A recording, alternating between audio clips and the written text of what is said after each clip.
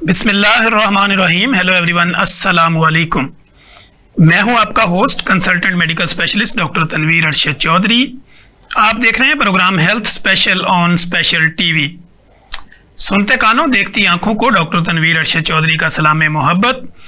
जितनी भी हमारी ऑडियंस है या जितने भी हमें सुनने वाले देखने वाले हैं, उनको इस चीज़ का हमेशा से इल्म है कि हम हमेशा करंट इशू को टाइटल करने की कोशिश करते हैं, यानी जो मुतलका मामलात होते हैं आपके या इस दौर के अंदर जो बीमारियां हैं या आपकी बॉडी के ऊपर सिम्टोमेटिकली जो चेंजिंग आ रही होती हैं, हम कोशिश करते हैं कि बेस्ड ऑन साइंस अपने एक्सपर्ट को अपने प्रोग्राम में बुलाते हैं और आपके सवालों जवाब, आपके जहनों के अंदर उठने वाले जो ख्यालात होते हैं, जो मिथ्स होती हैं, क्यूरीज होती हैं, आपके सवालों जवाब होते हैं, हम कोशिश करते हैं कि हमारे जो एक्सपर्ट होते हैं वो बेस्ड ऑन साइंस वो गुफ्तगू करें और आपके सवालों के जवाब दें और आपके लिए आसानियां पैदा करें। आज का हमारा जो प्रोग्राम होगा, इस पे हम बात करेंगे बैरिएट्रिक सर्जरी के ऊपर, मोटापे के ऊपर, मोटापे का शुगर से क्या लिंक है, इसी तरह मोटापे का दिल की बीमारियों के साथ क्या लिंक है, इसी तरह मोटापा और ब्लड प्रेशर, मोटापा और बांझपन, फिर मोटापा और साथ में आपको मेल इनफर्टिलिटी, मोटापे के साथ आपके जो है वो joint pain, nerve pain, muscle pain, या इस तरह मोटापे के साथ साथ जो आपके मैदे और जिगर के मसाइल हैं, इन सारे मामलात पर हम आज के इस शो में बात करेंगे। हमारे स्टूडियो में most popular, most famous, most experience शख्सियत जिनको हमने दावत दे रखी है, प्रोफेसर डॉक्टर नवीद मलिक, जो कि कंसल्टेंट बैरिएट्रिक सर्जन हैं और ओबेसिटी सॉल्यूशन के नाम से सर का एक बहुत बड़ा नेटवर्क है जिसमें जितने भी लोग ओवरवेट हैं या वो लोग जो बीमारियों से लड़ लड़ के तंग आ चुके हैं, उन सब के मसाइल का हल के लिए सर एक बहुत अच्छे तरीके से काम कर रहे हैं। Sir, welcome to the show. Thank you very much, बहुत शुक्रिया। फर्स्ट ऑफ ऑल तो सर, जब भी हमने आपको कहा और आपने फौरी तौर पे हमें टाइम दिया, आपका शुक्रिया। सर, आज का ये जो प्रोग्राम है, जैसे कि मैंने अपने इंट्रो में बताया कि सबसे पहले तो हम ये देखते हैं कि 60% पॉपुलेशन ऑफ द वर्ल्ड इस वक्त जो है वो तकरीबन ओबीज यानी मोटापे का शिकार, और साथ ही इतनी ही अगर हम पॉपुलेशन देखें तो वो प्री डायबिटिक, डायबिटिक या ओवरवेट है। इससे अगर कोई 10-5 ऊपर नीचे करें तो आपको मेल इनफर्टिलिटी, फीमेल इनफर्टिलिटी के केस मिलते हैं। तो सर, मेरा पहला सवाल ये है कि मोटापा आपकी नज़र में कहाँ से स्टार्ट होता है? अच्छा, इसको कैलकुलेट करने के बहुत सारे मेथड्स भी हैं, साइंटिफिक मेथड जिसे हम कहते हैं। उसमें वेस्ट सरकमफ्रेंस है, हाइट वेट सरकमफ्रेंस को कैलकुलेट करते हैं। जो दूसरा बड़ा कॉमन सा एक टूल है, वो कभी आप अपने सेल के अंदर डाउनलोड कर सकते हैं, BMI कैलकुलेटर। BMI कैलकुलेटर, उसमें अपनी एज, हाइट, वेट डालेंगे तो वो आपका एग्जैक्ट बता देगा कि इतना होना चाहिए वेट आपका और अभी इतना है, एक्सेस वेट कितना है। तो हम कैसे कैलकुलेट करते हैं कि जब हम अपनी एज, हाइट, वेट डालते हैं, उसके अंदर जो नॉर्मल BMI है वो तकरीबन 19 से 25 तक होना चाहिए। ठीक है। नॉर्मल लोगों का 25 से ऊपर है, 30 तक है तो हम कहते हैं ओवरवेट है। ठीक है। ठीक है। इसके बाद फिर ओबेसिटी स्टार्ट हो जाती है। ये तो ओवरवेट है अपना 25 से 30 तक। ठीक है, यानी 25 से 30 तक अगर BMI है जी, अगर BMI 25 से 30 है तो ये ओवरवेट है। ठीक है। और अगर 30 से 35 है BMI तो ये ओबेसिटी क्लास 1 है, 35 से 40 है तो ओबेसिटी क्लास 2 है, 40 से ऊपर है तो ओबेसिटी क्लास 3 है, जिसको हम कहते हैं सुपर ओबेसिटी। ठीक है। तो ये इस तरह से, और आम तौर पे हम अगर देखें तो हर बंदे को पता होता है कि मेरा वेट थोड़ा ज़्यादा है। ठीक है। और ओबेसिटी वालों को तो यकीनन पता होता है कि हमारा वेट बहुत ज़्यादा हो गया।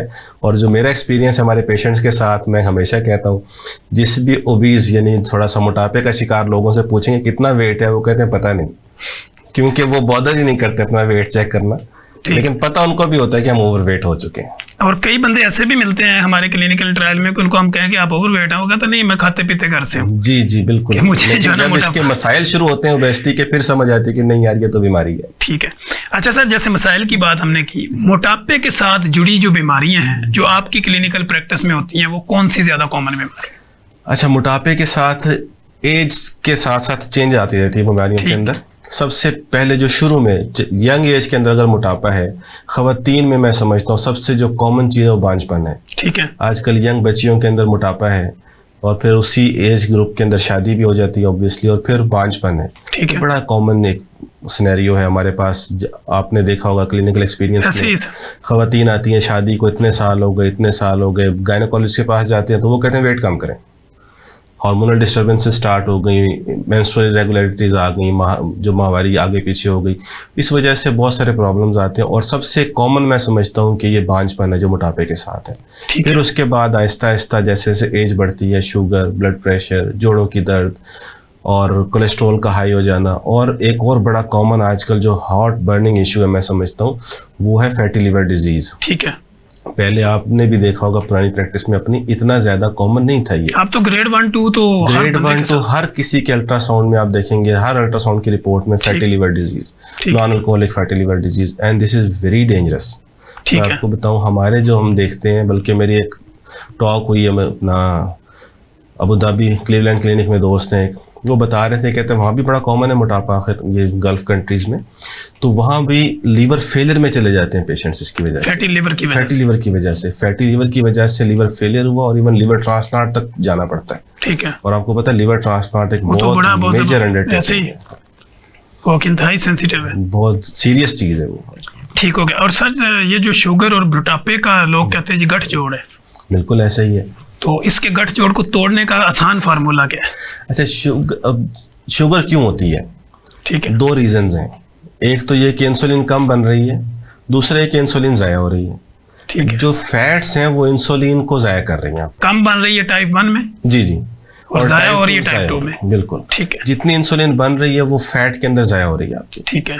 फैट उसको डाइजेस्ट करके खत्म कर रही है आपकी, वो इंसुलिन बॉडी के लिए पूरी नहीं पड़ रही। ठीक है। क्या हुआ, डायबिटीज शुरू हो गई, शुगर लेवल बढ़ना शुरू हो गए। तो हम क्या करते हैं, जब मोटापा कम होता है तो उसके साथ शुगर भी खत्म हो जाती है, क्योंकि जो इंसुलिन बन रही है वो यूटिलाइज होना शुरू हो जाती है, आपकी काम आती है और शुगर खत्म, यानी जितनी प्रोडक्शन हो रही है वो बॉडी के लिए काफी हो जाती है और आपके लिए वो आसानी हो जाती है। अच्छा सर, अब हम बात करते हैं, क्योंकि अक्सर जब मोटापे वाला मरीज हमारे पास आता है तो हम उसको कहते हैं डाइट करें। वो बेचारा 6 महीने साल जो है ना वो डाइटिंग कर करके थक के आके वो छोड़ देता है, वो कहता है इससे कोई फर्क नहीं पड़ा। तो being a consultant bariatric surgeon, bariatric surgery को आप किस तरह एक्सप्लेन करते हैं मोटापे के लिए? अच्छा, इसमें फिर डिपेंड करता है कि कितना ओबेसिटी कितनी है। ठीक है। और उसके साथ कॉम्प्लिकेशंस क्या आ रही हैं। ठीक है। जो हमारे एशियन पॉपुलेशन है ना, आपने भी देखा होगा कि हमारी एशियन पॉपुलेशन में सेंट्रल ओबेसिटी ज्यादा है। ठीक है। पेट सबसे पहले बाहर आता है, ऐसे ही है, ये एशियन पॉपुलेशन में है, जिसको एप्पल शेव कहते हैं। यस। ठीक है। तो सबसे पहले पेट बाहर आता है, तो ये जो ओबेसिटी सबसे खतरनाक है, सेंट्रल ओबेसिटी। सेंट्रल ओबेसिटी जो है ये सबसे ज्यादा खतरनाक है। ठीक है। यूरोप में आप देखें, अमेरिका में देखें तो सेंट्रल ओबेसिटी बड़ी कम है। ठीक है। ओवरऑल बाकी चीजों पे, ओवरऑल बॉडी एनलार्ज, थाइज का है, मसल्स का है, बाकी मोटा। तो ये सेंट्रल ओबेसिटी है ना, ये सबसे ज्यादा खतरनाक चीज है। फिर हम देखते हैं कि ओबेसिटी के साथ कोमॉर्बिड्स कितनी है। ठीक है। उस पर हम डिसाइड करते हैं कि बैरिएट्रिक सर्जरी हेल्प करेगी या नहीं करेगी। ठीक ये है। नहीं कि हर बंदा अगर कोई डायबिटिक आ गया तो मैं उसको ऑपरेशन करना शुरू कर दूं तो वो ठीक हो जाएगा, ऐसा नहीं है। ठीक है। तो उसमें हम कैलकुलेट करते हैं, जो हमारे यहाँ एक कैलकुलेशन में जो साइंटिफिक वे आउट है वो ये है कि किसी को अगर शुगर है और साथ में उसका BMI 28 से ऊपर है, ठीक है, यानी ओवरवेट वो हो गया है। ठीक है। अगर नॉर्मल BMI वाला बंदा मेरे पास आता है कि जी मेरा शुगर का ऑपरेशन कर दें, तो मैं कहूँगा नहीं, ठीक है, उसका नहीं होगा। उसका नहीं होगा। 28 से ऊपर BMI है और साथ में कोमॉर्बिड्स हैं, शुगर है, ब्लड प्रेशर है, बांझपन है, हार्मोनल इम्बैलेंसेस हैं, तो उसको फायदा होगा। ठीक है। अगर किसी को ये सारे प्रॉब्लम नहीं है और वो वैसे सर्जरी करवाना है, सिर्फ ओबेसिटी है, वेट ज्यादा है, तो फिर हमने उसका जो कट ऑफ रखा है वो 35 है। ठीक है। 35 BMI से ऊपर है तो फिर हम कहते हैं ठीक है, इनको ऑपरेट करना चाहिए, इनको फायदा होगा। ठीक है, अदरवाइज उसको कोई फायदा नहीं होगा। उससे कम BMI पे हम ट्राई करते हैं कि मेडिसिन, कुछ एक्सरसाइज, हमारे डाइट प्लान्स हैं और कुछ मेडिसिन भी मार्केट में अवेलेबल हैं जो क्लेम करते हैं कि जी इससे कुछ वेट कम होता है। ठीक है। ठीक है, वो हम जरूर ट्राई करते हैं। ठीक ये नहीं कि हर बंदे को हम कहें जी सर्जरी सर्जरी सर्जरी, नो। ठीक है। तो उसमें बेसिकली फायदा और नुकसान आप कह लें कैलकुलेट करना होता है कि इस मरीज को कितना फायदा होगा इस ऑपरेशन से। ठीक है, कि ये नहीं कि हमने ऑपरेशन कर दिया और उसके बाद फिर मरीज हमारे पीछे लगा रहे, डॉक्टर साहब ये तो ये फायदा कोई नहीं हुआ जिसलिए मैं आया था, वो नहीं हुआ। तो हम समझते ये हैं कि सबसे पहले तो पेशेंट को क्लिनिक में आना चाहिए। ठीक है, कंसल्टेशन करें। कंसल्टेशन करें। ये जो आजकल आपने देखा होगा डाइट प्लान बहुत ऐसा, ये ग्रुप ज्वाइन कर ले तो आपको डाइट प्लान मिल जाएगा, वो तो हो घर बैठे डाइट, ऐसा नहीं है। पेशेंट टू पेशेंट वेरी करता है, पेशेंट टू पेशेंट वेरी करता है। मेरी शर्ट आप नहीं पहन सकते, आपकी शर्ट मुझे नहीं आएगी, वो एक जैसी किसी की भी नहीं हो सकती, नहीं होती। मैं हमेशा अपने पेशेंट से कहता हूँ कि जैसे हमारे चेहरे मुख्तलिफ हैं, इस तरह हमारा बॉडी का अंदर सिस्टम मुख्तलिफ है, बिल्कुल ऐसे बॉडी केमिस्ट्री डिफरेंट है हर बंदे की। तो पहले उसको इवेल्युएट करना है कि इसको कितना फायदा होगा ऑपरेशन से, तो फिर जाके उसका हम सर्जरी प्लान करते हैं। और ऑपरेशन के फिर आगे डिफरेंट टाइप्स हैं, ये नहीं कि सबका हम एक ही ऑपरेशन करते हैं। बिल्कुल बैरेटिक सर्जरी में कुछ 4-5 ऑप्शंस हैं। बिल्कुल ऐसे ही है, उस पर भी सर हम बात करेंगे। अच्छा सर, यहाँ पे हम ये देखते हैं कि जैसे आपने कहा कुछ मेडिसिन भी हम ट्राई करते हैं। ओज़ेम्पिक इंजेक्शन हर बंदे ने रट्टा लगाया हुआ है, और वो हम डिफरेंट सोशल मीडिया की एप्स वगैरह पे भी देखते हैं, वो कहते हैं इतने ओज़ेम्पिक लगवा लें और इतना वजन कम कर लें, तो इसकी रियलिटी क्या है? अच्छा, मैं अब इस फोरम के थ्रू मैं बड़ा क्लियरली ये मैसेज देना चाहता हूँ पूरे हमारे व्यूअर्स को, पूरे पाकिस्तान को, बल्कि पूरी दुनिया को, कि ओज़ेम्पिक जो बनाने वाली कंपनी है नोवो नॉर्डिस्क, ठीक है, ये खुद कहते हैं कि Ozempic is not meant for weight loss. तो for God sake weight loss के लिए ओज़ेम्पिक मत लगाएं। ठीक है, ठीक है। आप किसी बंदे को पकड़ लें, नोवो नॉर्डिस्क वाले को, इवन मार्केटिंग टीम है उनकी जो इसको प्रमोट कर रहे हैं, इवन इनके टेक्निकल एडवाइजर्स हैं, डॉक्टर्स हैं इनकी कंपनी के अंदर, आप उनसे पूछ लें पकड़ के कि जी ये ओज़ेम्पिक मैं वेट लॉस के लिए लगा लूँ, वो नहीं, वो कहता है कि इसके लिए ये नहीं है, ये वेट लॉस के लिए है ही नहीं। ठीक है, ये एंटी डायबिटीज ड्रग है और इसको उसी मकसद के लिए इस्तेमाल करना चाहिए। अब इसका नुकसान क्या हो रहा है? इसका एक साइड इफेक्ट है वेट लॉस। ठीक है, ठीक है, लोग उसको एज इफेक्ट यूज कर रहे हैं, वो समझते फायदा हो रहा है, फायदा हो रहा है। अच्छा, नुकसान क्या है इसका? जब आप ये इसको यूटिलाइज करेंगे, अब कंपनी खुद कहती है वी आर ओवरबर्डन्ड, हमारी डिमांड बहुत ज़्यादा हो गई है मार्केट में कि लोगों ने खुद से मतलब सेल्फ मेडिकेशन के तौर पे यूज़ करना शुरू कर दिया इसको। डिफरेंट एस्थेटिक क्लिनिक के ऊपर ये कोर्सेज हो रहे हैं, क्लिनिक जिनको पता ही नहीं कि इसका मैकेनिज्म एक्शन क्या है। मुझे एक दिन कॉल आई मेरी पेशेंट की ना, डॉक्टर साहब मुझे बहुत वॉमिटिंग हो रही है, मेरा नौजिया, मुझे समझ नहीं आ रही 2 दिन से क्या। तो मैंने कहा हुआ क्या है, तुमने कुछ चीज़ खाई पी ऐसी? कहती मैंने ओज़ेम्पिक लगाया था। भाई तुम्हें किसने कहा था ओज़ेम्पिक लगाने? मैंने समझा कि इससे वेट लॉस होता है तो मैंने लगा लिया। ठीक है, तो ये बिल्कुल गलत है। Ozempic is not meant for weight loss. हाँ, और इंजेक्शन अवेलेबल है मार्केट में, जैसे पाकिस्तान में जो अवेलेबल है वो सक्सेंडा है, ठीक है, सेम कंपनी का है। ठीक है, मजे की बात ये है कि वही नोवो नॉर्डिस्क जो है वो सक्सेंडा बना उसी कंपनी को वो भी बना रही है, वो भी। तो वो इसको प्रमोट नहीं करते वेट लॉस के लिए ओज़ेम्पिक को, वो सक्सेंडा को प्रमोट करते हैं because this is meant for weight loss. ठीक है, ये कंपनी ने बनाया ही वेट लॉस के लिए। ठीक है, उसके बाद इनके कुछ इसी कंपनी की कुछ और ड्रग लाइन है पूरी जो वेट लॉस के लिए अवेलेबल नहीं है पाकिस्तान में अनफॉर्चुनेटली। वो डिफरेंट है, मुंजारो है और विगोवी है, वो भी इसी कंपनी के हैं। ठीक है, लेकिन ओज़ेम्पिक स्पेसिफिकली इसका बहुत मिसयूज हो रहा है, और जो पेशेंट जिनको चाहिए होता है एक्चुअली, जो डायबिटिक पेशेंट, डिमांड ज्यादा बढ़ जाती है तो उन तक पहुंच नहीं पाता, उनको नहीं मिल रहा। ठीक है। अच्छा सर, ये जो इस तरह की पब्लिसिटी मिलती है, एक चीज़ और मैं आपसे डिस्कस करना चाहूँगा कि कुछ लोग लेज़र थेरेपी के थ्रू भी वो कहते हैं कि जी आपका जो ना फैट बर्निंग हो जाएगी, तो क्या इसमें भी कोई हकीकत है? अच्छा, ये भी एक बड़ी मिथ है कि जी हम कुछ ऐसा लेज़र फेरेंगे तो आपके वेस्ट कम हो जाएगी, फैट कम हो जाएगी। ऐसा कुछ नहीं है। ठीक है, ये बिल्कुल एक मार्केटिंग टैक्टिक्स के तौर पे तो यूज़ कर सकते हैं आप। ठीक है, मैं किसी को बुरा नहीं कह रहा, लेकिन जो एक्चुअल फैक्ट्स हैं, अगर आप फिजिकली लाइपोसक्शन कर रहे हैं, that can be laser liposuction, that can be physical liposuction, जिसमें हम फैट निकाल लेते हैं। अच्छा, वो भी वेट लॉस के लिए नहीं है अगेन। ठीक है, वो है बॉडी कंटूरिंग के लिए, कि बॉडी में थोड़ी सी फैट ज़्यादा है, इधर से लव हैंडल्स हैं, या ये आर्म की फैट ज़्यादा है, डबल चिन है किसी की, तो इसमें तो यस दैट इज़ इफेक्टिव। ठीक है, लेकिन अगर आप कहें कि एक 150 किलो के बंदे से आप लाइपोसक्शन करके उसका वेट 80 kg पे ले आएंगे, तो इतना बड़ा साइंसदान अभी तक मैंने कोई नहीं देखा। ठीक है, क्योंकि वो अक्सर हम देखते हैं ना कि वो पेट के ऊपर उन्होंने रखा होता है वो लेजर का, तो वो लोग बेचारे जाते हैं वहां पे 20-20, 30-30 सेशन भी लेते हैं, पैसा भी वेस्ट करते हैं, लेकिन रिजल्ट जीरो होता है। जीरो, बिल्कुल। हम चूंकि क्लिनिकल प्रैक्टिस में रहते हैं सर, कोशिश हमारी ये भी होती है कि रियलिटी पे बात करें, जो पेशेंट की डिमांड हो। अब जैसे सर आपने डबल चिन की बात की, तो डबल चिन के लिए सर्जरी की जरूरत पड़ती है या इसको वैसे ही हम रिकवर कर सकते हैं? डिपेंड करता है कि डबल चिन किस वजह से। अगर ओवरऑल ओबेसिटी है और उसके साथ डबल चिन बनी हुई है, ठीक है, तो ऑब्वियसली वो ओवरऑल ओबेसिटी खत्म होगी तो डबल चिन भी खत्म होगी। अच्छा, कुछ लोगों की वैसे ही नेचुरल डबल चिन बनी होती है, वैसे बॉडी स्लिम है लेकिन डबल चिन बन गई, फैट यहाँ कलेक्ट हो गई है, ठीक है, उसका सबसे अच्छा हल लाइपोसक्शन है। वो कॉस्मेटिक सर्जन जो करते हैं, ठीक है, छोटा सा काम होता है, इवन ओपीडी क्लिनिक बेसिस पे भी कर सकते हैं, डे केयर बेसिस पे भी कर सकते हैं, ये वो डबल चिन खत्म हो जाती है, वो इतना बड़ा इशू नहीं है। ठीक है। अच्छा सर, कुछ लोग जो आपके उनके जो बाजू का जो साइज होता है ना वो बहुत बड़ा होता है, ओवरऑल मोटापा तो नहीं होता लेकिन क्योंकि फैट जो है ना वो उनकी आपकी शोल्डर के नीचे से लेके एल्बो के दरमियान वाले हिस्से में या इसी तरह थाइज के ऊपर, तो क्या उनको लिपोसक्शन करवाना चाहिए? मैंने अगेन ये कहा कि जो बॉडी कंटूरिंग के लिए है ये प्रोसीजर, लाइपोसक्शन जो है ना ये बॉडी कंटूरिंग के लिए, कि बॉडी आपकी शेप में नहीं है, ठीक है, वैसे ओवरऑल वेट ठीक है लेकिन बॉडी को शेप देने के लिए लाइपोसक्शन इज द बेस्ट। ठीक है, ठीक है, अगर आप ये समझें कि लाइपोसक्शन में वजन कम कर रहे हैं तो ये बिल्कुल गलत है। ठीक है सर, बैरिएट्रिक सर्जरी के अंदर इसको हम अगर डिफाइन करें कि इसमें आगे कितने ग्रुप्स हैं और किस किस तरह की सर्जरी होती है, तो वो हमारे व्यूअर्स कैसे समझें उसको?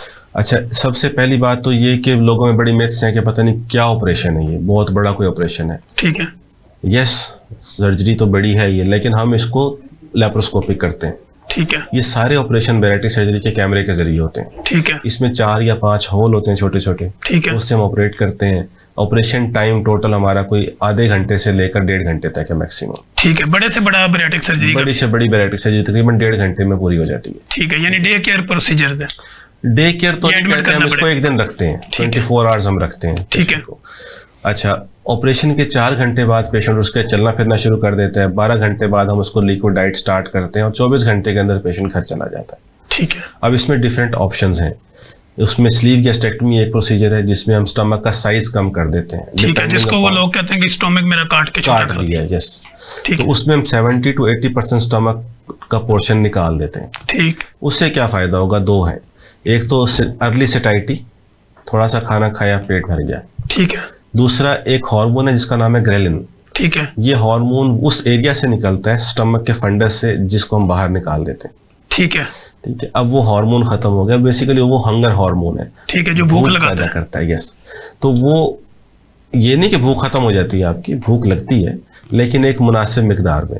ठीक उसके है, बाद आपने 1 कबाब खा लिया, 1.5 कबाब खा लिया, ग्रेजुअली बढ़ती जाती है आपकी कैपेसिटी। जाहिर स्टमक है, इलास्टिक आर्गन है, ठीक है। आहिस्ता आहिस्ता एक्सपैंड करता है। तो कल परसों मेरे पास एक पेशेंट आया, वो तकरीबन कोई 150 से इस वक्त 90 kg पर है, ठीक है, यंग बॉय। तो वो बता रहा था मुझे, कहता मैं एक पूरी चपाती भी खा लेता हूँ और मैं बिल्कुल फिट हूँ, मतलब पूरी शेप में आ गई बॉडी, 6 फीट हाइट है उसकी, ठीक है, तो 90 kg बड़ा आइडियल वेट है उसके लिए। तो कहते मैं अभी पूरी चपाती भी खा लेता हूँ, मुझे कोई मसला नहीं है। तो इस तरह से डिपेंड करता है कि आपने कौन सा प्रोसीजर किस में करना है। ठीक है, इसके बाद फिर एक प्रोसीजर आ जाता है जिसको मिनी गैस्ट्रिक बाईपास कहते हैं। This is the most common procedure जो आजकल हम करते हैं। पहले हमने स्लीव गैस्ट्रेक्टमीज बहुत की हैं, स्टमक शॉर्ट करते हैं। ठीक है, अच्छा, उसमें थोड़ा सा एक चांस है, जो भी रिसर्च जाहिर आती रहती है पूरी दुनिया में, ऐसे ही? इन कांटेक्ट रहते हैं। तो स्लीव गैस्ट्रेक्टमी में 15 to 20% वेट रीगेन का चांस होता है। ठीक है, जिन्होंने मिसाल है कि 150 पे ऑपरेशन करवाया, 4 साल के बाद 5 साल के बाद अगर वो 90 तक आ गए हैं या 85 तक आ गए हैं तो वो वापस जाना शुरू हो जाते हैं। ठीक, ये 15 से 20% लोगों में होता है। ठीक है, और उसकी रीज़न है मुख्तलिफ, कुछ पेशेंट फैक्टर्स हैं, कुछ सर्जिकल फैक्टर्स हैं, कुछ वैसे बॉडी के अपने फैक्टर्स हैं। अच्छा, उसकी वजह से फिर हमने क्या किया, जिनका BMI 45 से ऊपर है, जी जी, जिनका 40 से ऊपर है, जिसे हम क्लास 3 ओबेसिटी कहते हैं, तो उनमें हमने बाईपास करना शुरू कर दिए। ठीक है, उसमें क्या करते हैं, हम स्टमक से निकालते कुछ नहीं है, अंदर ही स्टमक का एक पाउच बनाते हैं, ठीक है, जो इसोफेगस यानी खुराक की नाली से आकर स्टमक का एक छोटा सा पॉकेट बन गया, उसका कनेक्शन बाकी स्टमक से खत्म हो गया। ठीक है, फिर नीचे से हम एक इंटेस्टाइन का पार्ट उठाते हैं और उसके साथ जोड़ देते हैं उसको। ठीक है, इनकी खुराक थोड़ी सी स्टमक में जाती है, उस पॉकेट के अंदर जितनी ज़रूरत है वो हजम होगी और बाकी बाहर निकल जाएगी। वो स्टूल के थ्रू जाएगी। यस, उसे कहते हैं मेल एब्जॉर्प्शन। Balance option. तो उसमें जो पूरा खाना आपने खाया सारा का सारा बॉडी का हिस्सा नहीं बनता, जो आपको रिक्वायर्ड है वो बॉडी का पार्ट बनता है और बाकी निकल जाता है। जी सर, हम इसी पे सर बात करेंगे इंशाल्लाह। बड़ी ज़बरदस्त हमारी मुदल्लल गुफ्तगू जारी है। नाजरीन कहीं मत जाइएगा, हमारे साथ रहिएगा। यहीं पे वक्त हुआ एक ब्रेक का, और ब्रेक के बाद जब हम आएंगे तो हम सर से पूछेंगे कि शुगर ख़त्म करने के लिए बैरिएट्रिक सर्जरी का क्या रोल है। इसी तरह अगर आपको दिल के मसले हैं, ब्लड प्रेशर है, कोलेस्ट्रोल है, या कोई भी आपको इस तरह की क्रोनिक डिजीज़ है, तो अगर आप ओवरवेट भी हैं तो इसका क्या सोल्यूशन है। कहीं मत जाइएगा, हमारे साथ रहिएगा। यहीं पे वक्त हुआ एक ब्रेक का। वेलकम बैक नाजरीन। जैसे कि आपने देखा कि हमारे साथ प्रोफेसर नवीद मलिक साहब जो कि कंसल्टेंट बरियाटिक सर्जन हैं और बड़े फेमस सर्जन हैं, और सर गुफ्तगू कर रहे थे कि बरियाटिक सर्जरी की टाइप्स आगे कितनी कैटेगरीज हैं और या इसको हम किस तरह जो है वो डिफाइन करते हैं, हमारे व्यूअर्स को पता चले कि बरियाटिक सर्जरी क्या है। अच्छा सर, हम इसकी टाइप्स के ऊपर बात कर रहे थे। स्लीप गैस्ट्रेक्टमी भी होगी आगे। हाँ जी, एक मिनी गैस्ट्रिक बाईपास मैंने बताया आपको। उसके बाद एक रूएन वाई गैस्ट्रिक बाईपास है जी सर, जो कि एक्सटेंडेड प्रोसीजर है। ठीक है, जो कि आप कहते हैं कि बेस्ट प्रोसीजर आप कह लें, ठीक है, बरियाटिक सर्जरी में जिसे हम कह सकते हैं, वेट लॉस के लिए और बाकी जितनी कॉम्प्लिकेशंस हैं ओबेसिटी के साथ, मोटापे के साथ, वो सारी की सारी इससे डील हो जाती हैं। ठीक है, ठीक है। और इसी तरह से जो मिनी गैस्ट्रिक बाईपास है, ये लेटेस्ट प्रोसीजर है। ये अभी रिसर्च के मुताबिक जितने भी हम कर रहे हैं, तकरीबन आप कह लें कि 70 to 80% हम मिनी गैस्ट्रिक बाईपास करते हैं। ठीक है। कुछ लोग जिनमें रिफ्लक्स का इशू होता है कि खाना मुंह को आ जाता है, इस तरह के प्रॉब्लम्स कई लोगों को होते हैं, हार्टल हर्निया है, फिर हम उनमें प्रेफर करते हैं कि हम वो स्टैंडर्ड प्रोसीजर करें जो कि रूएन वाई गैस्ट्रिक बाईपास है। ठीक है। उसके बाद कुछ प्रोसीजर्स वो हैं जो हम रिजर्व रखते हैं रिकरेंट वेट के लिए, ठीक है, या वेट रीगेन के, जिनमें पहले ऑपरेशन हुआ, बरियाटिक सर्जरी हुई, कोई मसला आ गया, वेट रीगेन हो गया, तो या वेट उस हद तक नहीं गया जहां हम लेके जाना चाह रहे हैं, ठीक है, तो उसमें फिर हम कुछ प्रोसीजर हैं जिनको हम रिजर्व रखते हैं। उसमें से एक ये रूएन वाई गैस्ट्रिक बाईपास भी है, ठीक है, एक फिर ड्यूडेनल स्विच है, एक बिलियो पैंक्रेटिक डाइवर्जन है। ठीक ये है। डिफरेंट फैंसी प्रोसीजर्स हैं जिसमें आपको रिवीजन के लिए स्पेशली मैं समझता हूँ कि बड़े हाई टेक सर्जन के पास जाना चाहिए। ठीक है, रिवीजन हर बंदे का काम नहीं है। आपका अगर वेट पहले आपने ऑपरेशन करवाया है और आपका वेट या तो आपकी चाहत तक नहीं गया जहाँ तक आप लेकर जाना चाह रहे हैं, या गया था और वापस आना शुरू हो गया, ठीक है, इसे हम वेट रीगेन या वेट स्टक कहते हैं। इसके लिए फिर रिवीजन बरियाटिक सर्जरी है। ठीक है, और रिवीजन जो है ना, वो तो डेफिनेटली किसी एक्सपर्ट से ही करानी चाहिए, हर बंदे का काम नहीं है, क्योंकि ऑपरेशन एक बार जब हो गया तो उसके बाद अंदर चीज़ें जुड़ जाती हैं जिसे हम एडिजन्स कहते हैं। ठीक है, एडिजन्स के अंदर जाके सर्जरी करना बहुत टेक्निकल है। ठीक है, तो ये कुछ प्रोसीजर हैं जो हम प्रिजर्व रखते हैं, सेव रखते हैं कि हर बंदे में नहीं करना। रिवीजन वाले केसेस में हम फिर ये चीज़ें ऑफर करते हैं। ठीक हो गया। अच्छा सर, एक आम आदमी जो है वो कैसे समझे कि मैं एक अच्छे बरियाटिक सर्जन या लिपोसेक्शन या लिप्रोस्कोपिक सर्जन को कैसे मैं जज करूं? अच्छा, सोशल मीडिया जो है ना, ये बड़ा अच्छा टूल है। ठीक है, एक चीज़। दूसरा, मैं समझता हूँ कि जो बड़ा प्रोसीजर है, आप एक फ़ैसला करने जा रहे हैं तो आप ज़रूर सर्च करें इसमें, ठीक, देखें कि कौन लोग कर रहे हैं, रूटीन में कितने लोग कर रहे हैं। ठीक है, मैं कहूँगा कि बरियाटिक क्वैकरी भी है एक चीज़। ठीक है, आपने देखा किसी को काम करते हुए, अच्छा ये मैं भी कर लूँगा। आप किसी को ड्राइविंग करते हुए देखें और कहें कि मैं भी गाड़ी चला लूँगा, ऐसा नहीं है। तो ज़ाहिर बात है बाज़ दफ़ा चल भी जाएगी लेकिन लग भी जाएगी। लग भी जाएगी और चल भी जाएगी। ठीक। तो इस तरह से ये जो हिट एंड ट्रायल वाला काम ह्यूमन लाइफ के साथ नहीं करना चाहिए। ठीक है।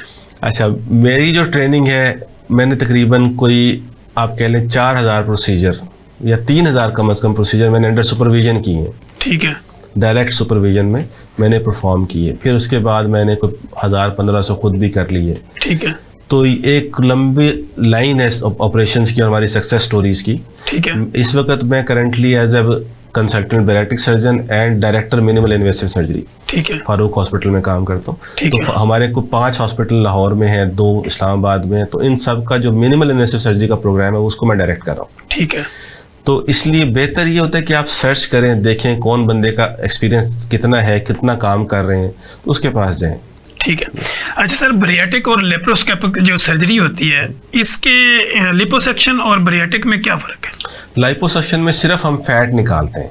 ठीक है, और फैट कौन सी निकालते हैं? जो स्किन के नीचे फैट है। ठीक है, जैसे बेली बढ़ गया थोड़ा सा और उसमें स्किन के नीचे जो फैट है, इसमें हम पेट के अंदर नहीं जाते। ठीक है, ये लाइपोसक्शन है। ये बाहर वाली फैट को जो निकाल, बाहर वाली फैट है उसको स्टोरेज जो है, जी जी, ठीक है, उसको निकालना है सिर्फ, ये इसे कहते हैं लाइपोसक्शन। ठीक है, जो बरियाटिक सर्जरी है ना, वो एंटायरली डिफरेंट चीज़ है। लोग उसको बड़ा कंफ्यूज करते हैं। बड़ा अच्छा आपने सवाल किया कि लाइपोसक्शन और लेप्रोस्कोपी ये दोनों डिफरेंट चीज़ चीज़ें, बिल्कुल ऐसे ही। लाइपोसक्शन में सिर्फ हम फैट निकालते हैं, छोटे छोटे होल करते हैं, उससे फैट को सक कर लेते हैं। ठीक, जबकि लेप्रोस्कोपी और लेप्रोस्कोपिक बरियाटिक सर्जरी की एंटायरली डिफरेंट चीज़ है। इसमें हम कैमरे के जरिए पेट के अंदर जाते हैं, ठीक है, और फिर स्टमक के साथ हम जो भी करते हैं, उसका स्टमक का साइज कम किया या स्टमक को बाईपास कर दिया, ये बरियाटिक सर्जरी है। ठीक है। अच्छा, कुछ लोग सर ये कहते हैं कि मेरा स्टोमिक जो है ना उसको बैंड कर दिया गया। जी बिल्कुल। ठीक है, ये क्या है? अच्छा, ये ऑब्सलीट प्रोसीजर्स हैं कुछ। ठीक है। एक गैस्ट्रिक बैंडिंग है, एक गैस्ट्रिक बैलून है। ठीक है। ये ऑब्सलीट प्रोसीजर्स हैं। मैंने खुद कई बैंड निकाले। पहले ये करते थे लोग कि स्टमक के ऊपर एक बैंड लगा देते हैं। ठीक है। और उसका कंट्रोल इधर स्किन के नीचे होता है कि उसके अंदर आप पानी इंजेक्ट कर दें तो वो स्टमक जो बैंड है टाइट हो जाता है, पानी निकाल दें थोड़ा सा लूज हो जाता है। ठीक है। तो ये प्रोसीजर फेल्ड प्रोसीजर्स है, मैं समझता हूँ। ठीक है। ऑब्सलीट इसी वजह से हुए कि इनके कोई रिजल्ट्स नहीं थे। ठीक है। मैंने खुद कई कुछ 4-5 बैंड्स निकाल कर मैंने बेरेटिक सर्जरी की फिर उनकी। ठीक है। अच्छा, एक बैलून है, स्टमक के अंदर एक बैलून डाल देते हैं ठीक है। कि स्टमक की कैपेसिटी कम की है ठीक बेसिकली। है, वो हर वक्त आपको फीलिंग फीलिंग रहती है जैसे फुल है। ठीक है। उसके साइड इफेक्ट्स क्या हैं कि पेशेंट कुछ दिनों के बाद वापस आते हैं, डॉक्टर साहब निकाल दें, वॉमिटिंग नहीं खत्म होती क्योंकि बॉडी के अंदर एक फॉरेन बॉडी पड़ी हुई है। हाँ, तो वो बॉडी नाउज़िया उसको की रिएक्ट कैफियत करती रहेगी। है ठीक कि है, इसको सही। निकालना है, या तो आगे पुश करना है या बाहर निकालना है। अब आगे तो पुश कर नहीं सकती, आगे वो छोटा होल है, ऐसे ही। इंटेस्टाइन में जा नहीं सकता बैलून। अब वो बॉडी कोशिश करती है कि इसको बाहर निकाले, उसकी वजह से क्या होता है हर वक्त नाउज़िया, वॉमिटिंग। तो पेशेंट कहते हैं डॉक्टर साहब निकाल दें, हमें नहीं चाहिए। ठीक हो गया। अच्छा सर, दमे के मरीज जो होते हैं जिनका सांस फूलता है, उनको सोते वक्त भी वो उठ के बैठ जाते हैं, दमे के मरीज अगर ओवरवेट हैं तो बरियाट्रिक सर्जरी में उनको कितना फायदा हो सकता है? अच्छा, ये बड़ा अच्छा आपने क्वेश्चन किया। इसमें दो चीज़ें, एक तो है ट्रू एस्थमा, ठीक है, और एक है स्लीप एपनिया जिसकी आपने बात की। ठीक है। स्लीप एपनिया कहते हैं इसको, ऑब्स्ट्रक्टिव स्लीप एपनिया OS से। जब लेटते हैं सीधे, ये जितने ओवरवेट पेशेंट्स होते हैं इनके लंग्स पे प्रेशर आता है, ठीक है। और फिर एकदम से आँख खुलती है, ओह जैसे सांस बंद हो गया, फिर कुछ देर के लिए बैठते हैं बेचारे, ये सीधा लेट के सो नहीं पाते। ठीक है। मोटापे के पेशेंट्स ऑब्स्ट्रक्टिव स्लीप एपनिया कहते हैं। इसमें तो बड़े ड्रामेटिक रिजल्ट्स हैं बेरेटिक सर्जरी के। ठीक है। ऑपरेशन के मैं समझता हूँ कि 1 हफ्ते के बाद, मैक्सिमम 1 हफ्ते के बाद ये वाला इश्यू खत्म हो जाता है। ठीक है, यानी उनका वो Obstructive दमा sleep और apnea। सोने की कैफियत, सांस रुकना, ये खत्म हो जाता है विद इन अ वीक। सबसे ठीक। पहले जो चीज़ बेहतर होती है ना, वो ये ऑब्स्ट्रक्टिव स्लीप एपनिया है बेरेटिक सर्जरी के बाद। तो सर बरियाट्रिक सर्जरी के दौरान पेशेंट को आईसीयू वगैरह में भी जाना पड़ सकता है? ये डिपेंड ऑन कंडीशन। बहुत कम, मेरा नहीं ख्याल कि आज तक हमने किसी पेशेंट को पोस्ट ऑपरेटिव वार्ड में, तो रूटीन हर मरीज को रखते हैं हम ऑपरेशन के बाद, जितने भी ऑपरेशन करते हैं उसे कहते हैं एनेस्थीसिया रिकवरी। ठीक वो है। 2-4 घंटे के लिए हम रखते हैं, उसके बाद अपने रूम में शिफ्ट कर देते हैं। ठीक। इवन मैंने जो 266 kg का ऑपरेट किया उसको भी हमने आईसीयू में नहीं रखा। ठीक है। ठीक है। अच्छा, एक मैंने जो 360 kg का ऑपरेट किया वो किया भी हमने ऐसे हॉस्पिटल में जहाँ आईसीयू था ही नहीं। ठीक है। ठीक है। तो ये बड़ी गलत एक कॉन्सेप्ट है कि शायद इनको आईसीयू की ज़रूरत पड़ती है, पोस्ट ऑपरेटिव वेंटिलेटर पे डालना पड़ सकता है मरीज़ को, ऐसा कुछ नहीं है। ठीक है। सर बरियाट्रिक सर्जरी में कोई इमरजेंसी भी हो सकती है मरीज के लिए? बिल्कुल हो सकती है। बेरेटिक सर्जरी में जो 2 कॉम्प्लिकेशन मेन हैं जिन्हें हम ट्रू कॉम्प्लिकेशंस कहते हैं, जिनको फ़ौरन हैंडल करना चाहिए, उसमें एक ब्लीड है और एक लीक है। अगर ऑपरेशन के बाद ब्लीडिंग शुरू हो गई अंदर खुदा ना खास्ता, तो वो उस पर बड़ा हमें आई रखनी पड़ती है। और दूसरा, अगर लीक हो गया तो ये एक बहुत बड़ी कॉम्प्लिकेशन है। ठीक है।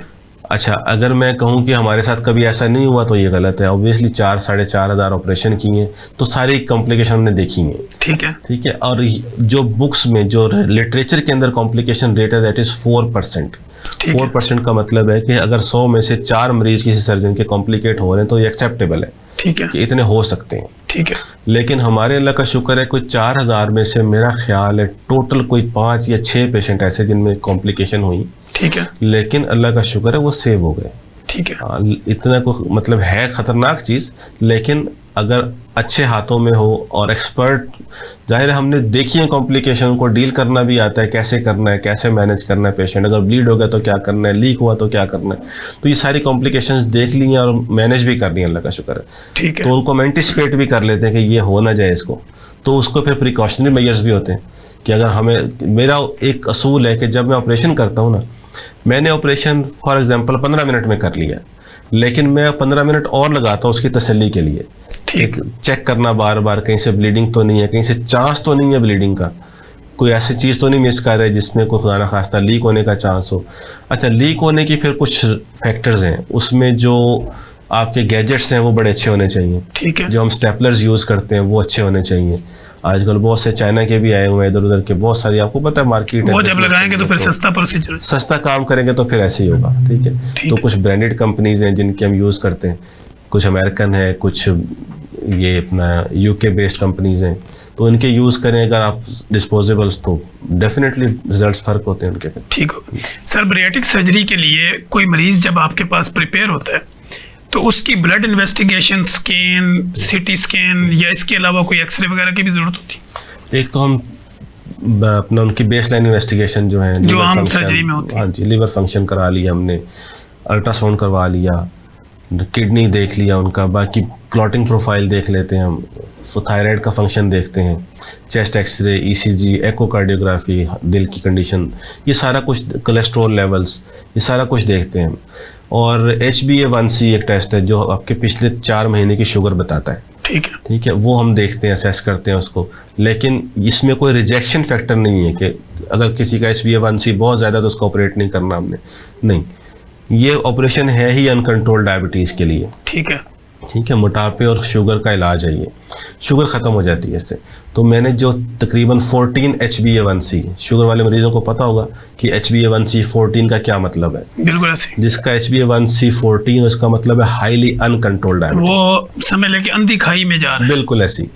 तो उनको भी हमने ऑपरेट किया और माशाल्लाह ऑपरेशन के चंद महीने के अंदर अंदर उनका जो HbA1c है without any medicine, without insulin, वो नॉर्मल हो गया। ठीक है। अच्छा सर, ऐसे मरीज जिनको हाई कोलेस्ट्रॉल रहता है और हाई कोलेस्ट्रॉल वाला अगर कोई लिपोसेक्शन करवाता है या इसके अलावा बरियाट्रिक सर्जरी का अगर कोई सहारा लेता है तो उसको कितना फ़ायदा हो सकता है? जब ओवरऑल बॉडी से फैट ख़त्म होती है ना, तो आपकी जो खून की नालियों से भी फैट ख़त्म होगी, कोलेस्ट्रॉल कम हो जाएगा। ठीक है।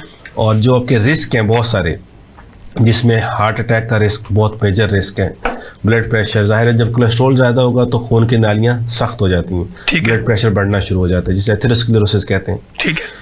तो ये जैसे कोलेस्ट्रॉल कम होगा तो ये भी ठीक हो जाएगा, और ब्लड प्रेशर कम हुआ तो हार्ट अटैक के चांसेस कम हो गए। ठीक है। जब कोलेस्ट्रॉल कम हुआ तो क्लॉट ब्रेन में जाने की वजह से जो फॉलेज हो सकता है खुदा ना खास्ता, उसके चांसेस कम हो गए। ठीक है। और एक और बड़ी मेजर रिसर्च है इसके अंदर कि जो लोग बरियाट्रिक सर्जरी कराते हैं या वज़न कम करते हैं किसी भी तरीके से, ठीक है, उनकी लाइफ एक्सपेक्टेंसी बढ़ जाती है। ठीक है। 38% या 40% लाइफ इंक्रीज हो जाती है उनकी।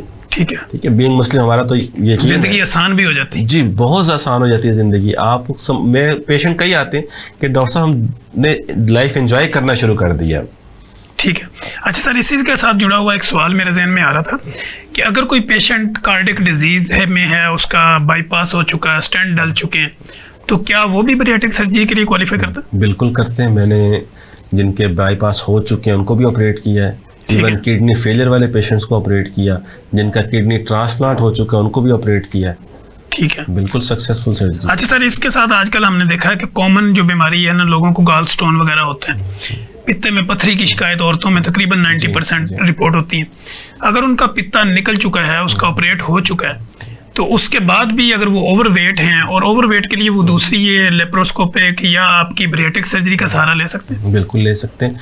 ये जो जब भी आप वेट कम करते हैं ना, मोस्ट कॉमन जो बीमारी आती है वो ये गॉल स्टोन्स हैं।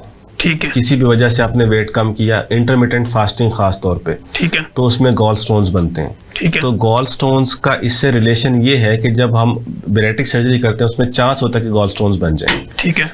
तो कुछ जगह पे रिकमेंडेड प्रोसीजर ये भी है कि जब आप बरियाट्रिक सर्जरी करें तो साथ ही गॉल ब्लैडर भी निकाल दें। ठीक है। प्रोफाइलेक्टिक कोलेसिस्टेक्टमी कहते हैं उसको, लेकिन हम नहीं करते। अगर किसी का गॉल ब्लैडर ऑलरेडी निकला हुआ है तो बड़ी अच्छी बात है वो तो। ठीक है, यानी वो उसके लिए हेल्पफुल हो सकता है। बिल्कुल, वो हेल्पफुल है उसके लिए। ठीक है। अच्छा सर, जैसे हमने स्टार्ट में बात की थी फैटी लिवर की, फैटी लिवर के पेशेंट आजकल क्लिनिकल ट्रायल में हर दूसरा पेशेंट जो जिसका भी पेट निकला होता है उसका स्कैन करवाएं तो फैटी लिवर है। फैटी लिवर के लिए उनको लेपोसेक्शन करवाना चाहिए, बरियाट्रिक सर्जरी करवानी चाहिए, या पेशेंट टू पेशेंट वेरी करे? अच्छा, फैटी लीवर में अगर आप वेट कम कर लेना, ओवरऑल वेट कम करने की बात हो रही है, लाइपोसक्शन तो बिल्कुल हेल्पफुल नहीं है उसमें। ठीक है। जो ये स्किन से फैट निकालते हैं ये उसका कोई फायदा नहीं। ठीक है, क्योंकि ये ऑर्गन के ऊपर है, ये ऑर्गन फैट है, ये पेट के अंदर की फैट है। तो जब आप वेट लॉस करते हैं किसी भी तरीके से, ठीक है, वो बरियाट्रिक सर्जरी से हो या किसी और तरीके से हो, तो अगर आप 5 to 10 kg वेट लॉस करते हैं तो आपका एक सिग्निफिकेंट चेंज आता है। सबसे पहले लीवर से फैट खत्म होती है। ठीक होगा। और बरियाट्रिक सर्जरी में ऑब्वियसली जब वजन कम होता है तो सबसे पहले ये लीवर से फैट जा रही होती है। तो ये बड़ी हेल्पफुल है बरियाट्रिक सर्जरी, जो लीवर फैट है उसके लिए बहुत अच्छी है, ठीक। जो हम पेशेंट प्रिपेयर करते हैं अपना, इवन हम उन्हें कहते हैं कि आप ये डाइट प्लान फॉलो करें जिनका बहुत ज़्यादा वेट है, 50+ BMI है, तो हम कम से कम मैं उनको 2 हफ्ते का डाइट प्लान देता हूँ कि 2 हफ्ते डाइट प्लान फॉलो करें, उससे वेट कम होगा। और जो सबसे पहले फैट निकलती है वो लीवर से निकल रही होती है। ठीक है। उसके फ़ायदा क्या होगा हमें, कि ऑपरेशन करना आसान हो जाता है। जब लीवर से फैट कम होगी, लीवर थोड़ा श्रिंक करता है साइज़ में, हम क्योंकि स्टमक को लीवर के नीचे जाके ऑपरेट कर रहे होते हैं, तो हमारे लिए आसान हो जाता है। ठीक हो गया। अच्छा सर, आजकल डायलिसिस का भी बड़ा दौर है, हर पेशेंट जो है उसके किडनी पे इफेक्ट होते हैं। कुछ ऐसे पेशेंट जो ओवरवेट हैं और उनके डायलिसिस भी हो रहे हैं, तो वो भी बैरिएट्रिक सर्जरी करवा सकते हैं? बिल्कुल करा सकते हैं। उनके लिए ये सेफ है? बिल्कुल सेफ है और बड़ा हेल्पफुल है बल्कि। ठीक है। हाँ जी, उनके लिए हम फिर हमारी पूरी टीम है, it's not a one man show. उसमें फिर हम अपने साथ जो नेफ्रोलॉजिस्ट हैं उनको इन्वॉल्व करते हैं, डायलिसिस कब होना है उसके साथ फिर हम अपनी सर्जरी प्लान करते हैं कि कितनी देर के बाद डायलिसिस की ये सर्जरी होनी है, सर्जरी की कितनी देर के बाद दोबारा डायलिसिस करना है। ठीक है। तो कई पेशेंट्स हैं जिनके डायलिसिस के साथ हमने ऑपरेट किए हैं और अल्लाह का शुक्र उनके डायलिसिस की जो फ्रीक्वेंसी है कम हो गई, किडनी फंक्शन बेहतर होना शुरू हो गई। ठीक हो सर। लिपोसेक्शन जो हम करते हैं, तो लिपोसेक्शन बेसिकली कब कब करना पड़ता है या एक ही दफ़ा करना पड़ता है? नहीं, लाइपोसक्शन के तो फिर मल्टीपल, या जब जरूरत पड़ेगी तब करना पड़ेगा? लाइपोसक्शन के तो मल्टीपल सेशंस होते हैं। ठीक है। आपने जिस एरिया से फैट निकालनी है उसका एक अलग सेशन है। ठीक है। आप कहें कि एक ही सेशन में भी कुछ लोग कर लेते हैं, ठीक है, बेली की फैट निकाल ली, ये निकाल लिए, लव हैंडल्स निकाल लिए, तो ये डिफरेंट है, थाइस से निकाल ली, लेकिन बड़ा मुश्किल होता है पेशेंट के लिए इन सारी जगहों पे होल करके और फिर वो बाद में उसको मैनेज करना कि पेनफुल हो जाता है बाज़ औक़ात। तो मेरा मशवरा ये होता है हमेशा कि इसको स्टेप वाइज करें, ज़्यादा बेहतर है। अच्छा सर, जैसे हमने डाइट की बात की, अगर कोई बंदा उसने बैरिएट्रिक सर्जरी करवा ली है, ओवरवेट था, प्री डायबिटिक है, डायबिटिक है, कार्डियक डिजीज है, हाइपरटेंशन है, कुछ भी है, आप वो इंटरमीडिएट फास्टिंग अगर करना चाहता है तो क्या आप उसको रिकमेंड करते हैं या कहते हैं कि नहीं ऑलरेडी आप सेटल हो चुके हैं, अब आपको इसकी ज़रूरत नहीं? बैरिएट्रिक सर्जरी के बाद तो इंटरमिटेंट फास्टिंग की बिल्कुल ज़रूरत नहीं है। ठीक है। क्योंकि ऑलरेडी कैपेसिटी कम हो गई है। ठीक है। हमारे पेशेंट्स को मैं उनको एडवाइस करता हूँ कि आपको हर 3 घंटे बाद भूख लगती है। ठीक है। जो कि बैरिएट्रिक सर्जरी के बाद लगती है, हर 3 घंटे बाद भूख लगती है। ठीक है। और मैं कहता हूँ कि आप 3 घंटे बाद ना खाएं, आधा घंटा 1 घंटा वेट कर लें, उसके बाद खा लें। हर 4 घंटे बाद आप कुछ ना कुछ खा लें, कोई मसला नहीं। ठीक हो गया। अच्छा सर, बैरिएट्रिक सर्जरी के बाद डाइट प्लान भी फॉलो करना ज़रूरी होता है, ये सब कुछ खा सकते हैं? कम से कम 1 महीना। ठीक है। जो लोग अच्छा डाइट प्लान फॉलो करते हैं हमारा, उनको फ़ायदा क्या होता है, डाइट प्लान ज़रूर हम फॉलो कराते हैं सिर्फ 1 महीना, उसके बाद आप फ्री हैं, लेकिन फिर भी हम मना करते हैं कुछ चीज़ें जो बहुत ज़्यादा कैलोरिक डाइट, जिनकी हाई कैलोरीज, लाइक चॉकलेट है, चीनी, चावल, शुगर, चावल, चिकनाई, चपाती, चॉकलेट, चिप्स, इस तरह की चीज़ें ना लें। बेकरी की आइटम्स खास तौर पे ना लें। ठीक है। लेकिन आप ले भी सकते हैं मुनासिब मिकदार में। ठीक है। अच्छा, उसमें मज़े की बात है कि आप ज़्यादा खा ही नहीं सकते, आपका दिल भी नहीं करता खाने को। एक होता है ना कि दिल कर रहा है और आप खा नहीं सकते। ये बैरिएट्रिक सर्जरी का मैजिक है। ये मैजिक है, आपके सामने बड़ा अच्छा खाना पड़ा होगा, आपने 2-4 बाइट लिए हैं, 4 चम्मच चावलों के लिए पेट भर गया, क्योंकि डिमांड खत्म होगी। अच्छा सर, हमारे पास थैंक यू सो मच कि आपने टाइम दिया, और हमारे पास सिर्फ 2 मिनट है, और 2 मिनट में वो हमारी ऑडियंस जो हमें सुन रही है, जो लाइव देख रहे हैं, या इसके अलावा वो जो कभी भी हमें सुनेंगे, उनको ये पता होना चाहिए वो आपसे कांटेक्ट कैसे करें। फिर जो है ये बैरिएट्रिक सर्जरी, लिपोसेक्शन, लेप्रोस्कोपिक, इनकी कॉस्ट के बारे में अगर थोड़ा सा आप उनको गाइड कर दें तो पब्लिक के नाम आपका पैगाम। अच्छा, मैं एक तो ये कि मोटापे के बारे में बात हो रही थी हमारी कि लैप्रोस्कोपिक सर्जरी क्या और लाइपोसक्शन, इन दोनों का डिफरेंस मैंने बताया कि लैप्रोसक्शन जो है ना, ये वेट लॉस के लिए नहीं है, ये बेसिकली बॉडी कंटूरिंग के लिए, कि बॉडी को शेप देने है, तो हम लाइपोसक्शन कर सकते हैं। बैरिएट्रिक सर्जरी जो है ना, ये वेट लॉस का प्रोसीजर है। इसमें डिफरेंट ऑप्शंस हैं, जिसमें हम स्लीव गैस्ट्रेक्टमी है, गैस्ट्रिक बाईपास है। इसका फ़ायदा क्या है, जब आप वेट लॉस करते हैं तो साथ आपकी शुगर ख़त्म हो जाती है, ब्लड प्रेशर ख़त्म हो जाता है, बहुत सारे मसले, फैटी लीवर ख़त्म हो जाता है, जॉइंट पेन्स ख़त्म हो जाती हैं। बहुत सारे पेशेंट मेरे पास आते हैं कि हमें डॉक्टर ने कहा जॉइंट चेंज करने, आपके घुटने चेंज होंगे, लेकिन पहले वज़न कम करें। जब वो वज़न कम करते हैं, हम उनकी बैरिएट्रिक सर्जरी करते हैं, वज़न कम हुआ तो साथ ही जॉइंट पेन भी ख़त्म हो जाती हैं इवन। तो ये इसके बहुत सारे फ़ायदे हैं। बांझपन ख़त्म हो जाता है। बहुत सारे पेशेंट जिनको शादी को 6 साल हो गए, 10 साल हो गए, 14 साल हो गए, औलाद नहीं है, बैरिएट्रिक सर्जरी की है तो बांझपन ठीक हो गया, अल्लाह ने औलाद दे दी माशाल्लाह। तो ये इनका फ़ायदा है। Thank you very much. Thank you so much sir, आपने बड़ी खूबसूरत और मुदल्लल गुफ्तगू की। नाज़रीन, आपने देखा कि मेरे साथ प्रोफेसर डॉक्टर नवीद मलिक साहब मौजूद थे, जो बड़ी ज़बरदस्त किस्म की गुफ्तगू कर रहे थे, और साथ में हम आपको आपकी जो बीमारियाँ हैं, लोग हमारे क्लिनिकल ट्रायल में आके पूछते हैं कि डॉक्टर साहब मैं सारी उम्र गोलियाँ खाऊंगी, या मैं सारी उम्र गोलियां खाऊंगा तो मेरा इलाज कब होगा, जान कब छूटेगी। तो आपकी बीमारियों से जान छुड़ाने का जो फार्मूला है सर ने आपको बताया, और उसमें बड़ी अच्छी गुफ्तगू की कि आप अपना कम खाइए, ज़्यादा चलिए, अपना वज़न कंट्रोल कीजिए, डाइट में डिसिप्लिन लाइए और अपनी लाइफ में डिसिप्लिन लाइए। अगर आपको इस प्रोग्राम से मुतल्लिका ओबेसिटी का कोई मसला हो, शुगर है, ब्लड प्रेशर है, प्री डायबिटिक है, डायबिटिक है, अस्थमा का मसला है, सांस रुकता है, मोटापा ज़्यादा है, इन जैसे अगर आपको कोई भी मसाइल हैं तो आप इस प्रोग्राम के कमेंट में भी आ सकते हैं। सर का नंबर भी डायरेक्ट हमसे ले सकते हैं। गूगल पे जाके, फेसबुक पे जाके, किसी भी सोशल मीडिया के प्लेटफॉर्म पे आप सर के नाम से सर्च करेंगे तो आपको वहाँ पे इनकी पूरी टीम के कॉन्टैक्ट मिल जाएंगे और आप सर से आप रब्ता कर सकते हैं। हम इंशाल्लाह कोशिश करेंगे कि अपने नेक्स्ट प्रोग्राम में नए गेस्ट के साथ, नए सवालों जवाब के साथ दोबारा हाजिर होंगे। तब तक के लिए मुझे, मेरे गेस्ट और मेरी प्रोडक्शन टीम को इजाज़त दीजिए। अल्लाह हाफिज़।